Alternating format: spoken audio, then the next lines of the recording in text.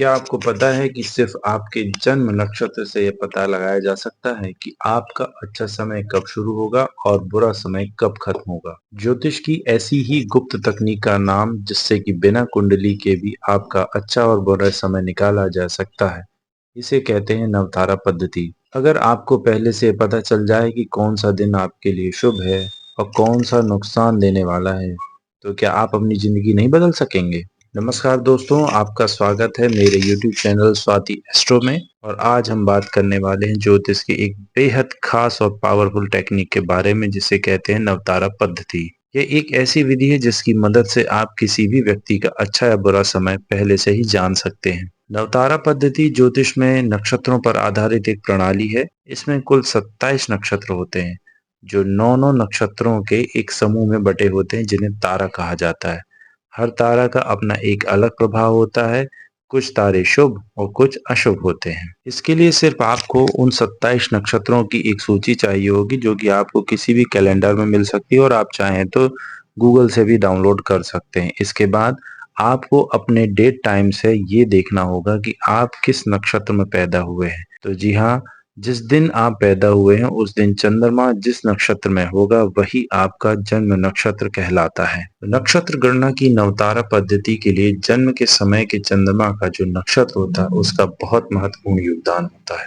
कुल 27 नक्षत्रों में इसी तरह से सीक्वेंस होता है जिसमें सबसे पहले अश्विनी, भरणी, कृत्तिका, रोहिणी, मृगशिरा, आर्द्रा, पुनर्वसु, पुष्य, अश्लेषा, मघा, पूर्वा फाल्गुन, उत्तरा फाल्गुन, हस्त, चित्रा, स्वाति, विशाखा, अनुराधा, ज्येष्ठा, मूल, पूर्वाषाढ़ा, उत्तराषाढ़ा, श्रवण, धनिष्ठा, शतभिषा, पूर्वा भाद्रपद, उत्तर भाद्रपद और रेवती आते हैं। आपको सिर्फ इतना करना है कि आपको अपने जन्म नक्षत्र को ध्यान से देखना है कि वो कौन सा है।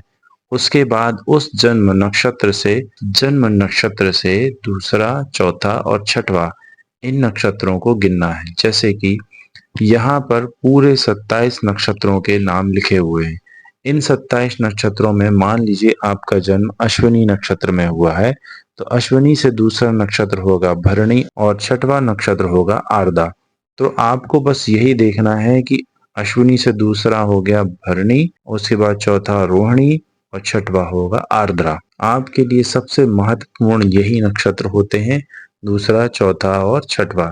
इसके बाद अब ये तो पहले सीक्वेंस में होगा कि अश्विनी से आपने दूसरा गिन लिया भरणी, चौथा गिन लिया रोहिणी और छठवां गिन लिया आर्द्रा।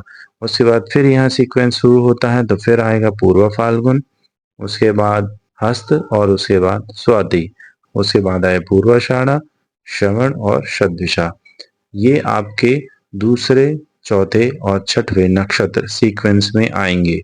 ये 27 नक्षत्र एक महीने के 30 दिन में कोई नक्षत्र एक दिन, कोई नक्षत्र डेढ़ दिन, ऐसे करके कैलेंडर में आपको देखने को मिल जाएंगे। क्या होते हैं ये दूसरा, चौथा और छठवां तारा? तो दूसरा तारा आपका संपत तारा कहलाता है, चौथा तारा आपका शेम तारा कहलाता है और छठवां तारा आपका साधक तारा कहलाता है। दूसरा नक्षत्र यानी कि संपत तारा से मतलब यह होता है कि आपको इस दिन जरूर कहीं ना कहीं से कुछ धन लाभ होगा, इसीलिए इसका नाम संपत तारा दिया गया। चौथा नक्षत्र शेम तारा, और शेम तारा का मतलब होता है कि इस दिन आपको मानसिक आंतरिक सुख मिलेगा, आपको ज्यादा पीड़ा परेशानी नहीं होगी। इसके बाद आता है साधक तारा। साधक तारा जिस दिन होता है उस दिन आपका कोई ना कोई बड़ा काम बनेगा। साधक से मतलब साधना से भी होता है, यदि आप साधना करते हैं तो उस दिन आपको उसका फल जरूर मिलेगा। इसे देखने के लिए आप किसी भी कैलेंडर को ले सकते हो। कैलेंडर की जो तारीख लिखी होती है उन तारीख के पास ही साइड में यहाँ पर नक्षत्र लिखे होते हैं। आप देख सकते हैं कि किस तारीख को कौन सा नक्षत्र है और उस तारीख से अपने नक्षत्र चंद्रमा नक्षत्र को मिलान करते हुए यदि वो दूसरा तारा है तो आपको संपत्ति यानी धन लाभ होगा। नक्षत्र गणना की नवतारा पद्धति का उपयोग करके आप किसी भी शुभ कार्य के लिए यात्रा पर जाने से पहले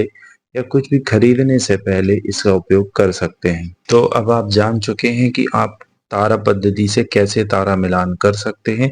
तो अगर आपका समय खराब तारा में आ रहा है तो उस दिन बड़े फैसले ना लें, और यदि आपका तारा उस दिन अच्छे दिनों में आ रहा है, अच्छे तारा में आ रहा है, तो उस दिन आप कोई बड़ा एक्शन ले सकते हैं। नवतारा पद्धति एक बहुत ही आसान लेकिन पावरफुल टूल है, जिससे आप अपने जीवन के छोटे-छोटे डिसीजन बेहतर तरीके से ले सकते हैं। अगर आपको यह जानकारी पसंद आई है तो वीडियो को लाइक करें, चैनल को सब्सक्राइब करें और बेल आइकन जरूर दबाएं और कमेंट में बताएं कि आपका जन्म नक्षत्र क्या है। मैं आपको बताऊंगा कि आपका अगला लकी दिन क्या है।